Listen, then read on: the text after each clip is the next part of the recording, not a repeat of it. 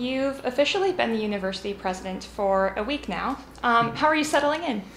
Well, I think I'm glad that last week went so well, and I'm glad to be through with it, because it was a lot to get ready for, and lots of excitement about the whole week and everything. So I've actually been on the job since the 1st of June, so the ceremonial installation was just the high point of the summer, really, and the kickoff to the year. So it's all been very good so far. Yeah. So.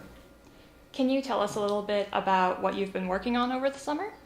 Well, the President's Council, which are all the vice presidents and the provost and the executive director of university communication, and I've been working very much on strategic planning.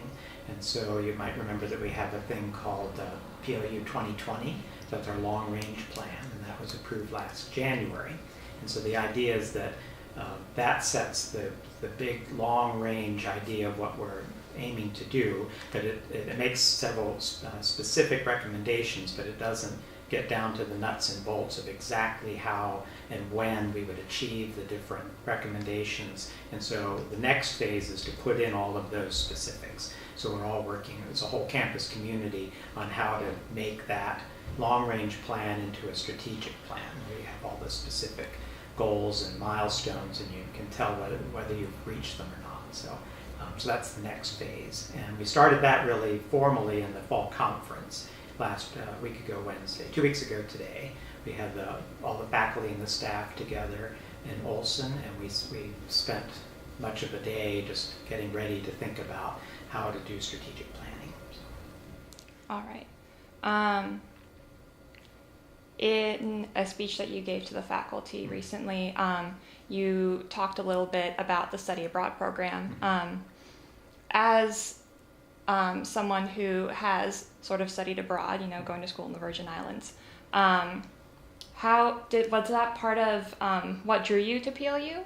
Can you talk a little about that? Well, PLU is very well known for its international programs, so the Long Center and the not only the study abroad and not only the numbers of students studying abroad, but the nature of our international engagements. And so the idea that we have the 5 gateway countries, and we're doing more than just sending students to those places. We're engaged with those places. We have people who've been here from there. We recruit students from there who come here. We send our students there. So that back and forth is very high quality and distinctive about PLU's international engagement. And then the international program isn't just study abroad either. So there's language study, literature study, culture study, history. All of the many academic programs have serious international engagement here on campus, and we also engage quite a bit in our region. So the international element is really notable, and it has many layers besides study abroad. So that certainly is an attractive aspect in every way, I think. Certainly attractive to me, and I think a lot of students are attracted because we do so well at that. Is there any part of the international program that you would like to see changed or expanded upon? Well, we have a gateway country for almost all of our languages, the languages that we teach, and we have certain kinds of study abroad opportunities in every language, but we don't have formal gateway structures for Francophone, any French-speaking places or German-speaking places. So that just looks like an opportunity for some potential there as being more formal about our engagement with countries that speak French or German, or French and German. All right. So that'd be among them. Certainly continuing our process of expanding international engagement in every way is certainly an opportunity, and one that the whole institution seems committed to. So I think carrying on with that. And of course, PLU 2020 recommends continued enhancement of our international programs. Let's go back to the convocation ceremony last week. You had some supporters from your former school, University of the Pacific, in the audience for you. Have you noticed any similarities or differences between PLU and the College of the Pacific? Well, they're both seriously committed to liberal arts undergraduate education. So that's a key similarity between the two schools. They're both 19th century institutions founded by pioneers in the West, so those things are quite similar. They're both institutions that engage both liberal arts undergraduate programs with graduate and professional programs. The difference at Pacific is that there are quite a few more graduate and professional programs, so that would be the biggest difference between the two. But they're both they're similar in many ways, I think. The fact that we had so many people from Pacific come up for it was sort of symbolic of the way people are there, and so that sort of nice campus environment is also a similarity. So. Is there anything from the College of Pacific that you would hope to bring to PLU?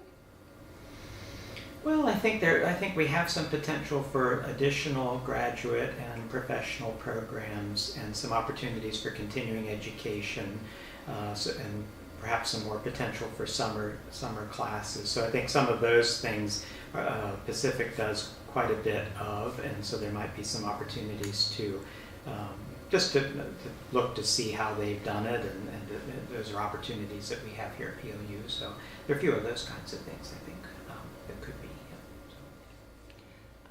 Now, you're also coming to PLU at a time when we have a lot of change going on. Our new campus smoking ban, the wellness access plan, some things that students and even staff and faculty are not pleased about. Does that put any pressure on you, do you feel?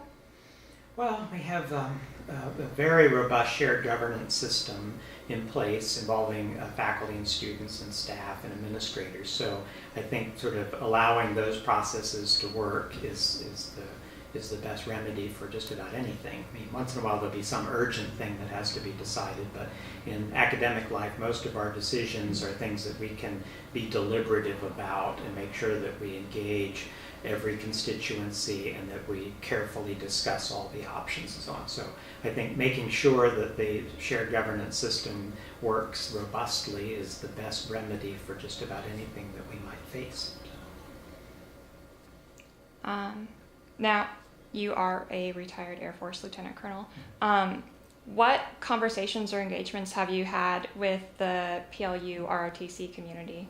Oh, well, I went down. They invited me down for their welcome event for the new freshmen. So that's the first formal thing that I've done. So Patty and I went down to the little at a barbecue and a welcome sort of thing. So that was the first thing I've done. I've toured the facility in the memorial gym, and I think that's about all I've done so far. So, but looking forward to further engagement with them. So, yeah.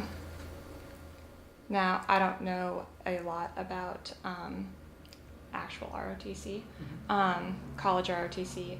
Is there any part of PLU's program that you think needs to be reevaluated or tweaked? With respect to ROTC? Yes. Oh, well, it's a very good detachment that we have. So year before last, they won the MacArthur Award for being one of the very best detachments among all the colleges and universities in the country. So that's its own great distinction. The fact that we're so close to Joint Base Lewis McChord means that we have all sorts of resources available to our detachment that many other detachments would love to have, and so that's a great advantage for us. We have probably some potential for connecting people with some military experience more with ROTC. So we have 130 students who are veterans who are here using the GI Bill and the Yellow Ribbon program. And so trying to connect people with those kinds of backgrounds with the ROTC. And we have quite a few staff and faculty who are either veterans or retirees or spouses of or have children who are, so there's really quite a big community at PLU who have connections of some kind, and so fostering just the sort of camaraderie of that group would be something that's a potential thing to pursue, I suppose. So, but it's a very good detachment. They feel so. I've talked with the the professor of military science, Lieutenant Colonel Jason Schrader, and a number of his, I've met all of his staff, and so they seem quite happy about the support they get here, and I think our ROTC cadets are quite good, and so we're attracting really good students to our program. So I think that's all very robust, and I think there's lots of continued potential. I think this will be our last question for today. For the students at PLU who did not attend convocation and the inauguration, is there anything you would like to say to those students? Well, I think the emphasis on the students last week, I think, was in every way. So the fact that it was both the convocation and the inauguration. It's not very common to combine those two things. At other institutions, you'll have a separate ceremony for the inauguration. So I think the message that we're sending by combining them is to say that the students are really the centerpiece of why we're all here. And so I think getting that message across both by the ceremonial ways, but also just saying so, is an important part of what I was getting at. And so the theme of my address was the world needs more PLU. And so emphasizing that we attract people who are interested in helping other people. So if you're attracted to helping other people, then PLU is your sort of place, and the world needs more people who are the kind of people who become LUTs. So that was the basic message that I was sending. The world needs more PLU. All right. Going on that, would you say there's any particular group that you're looking to reach out to during your time at PLU? Well, students especially, in all different kinds. So I've toured all the residence halls. I wandered around all of the, Hattie and I both did for move-in day, and so we saw all the residence halls during the move-in. I'm interested in all the student groups and trying to connect with them in every way. I'd be particularly interested in welcoming the international students. We have quite a number of international students, so making them feel welcome here. We're delighted to have so many students from so many countries around the world. That's a really big plus for us, and it helps everybody's education and everybody's experience. So that would be a special group too. So just getting to see as many student groups as I can and be as engaged as possible is a big goal. So. All right, great, thank you. Thank you.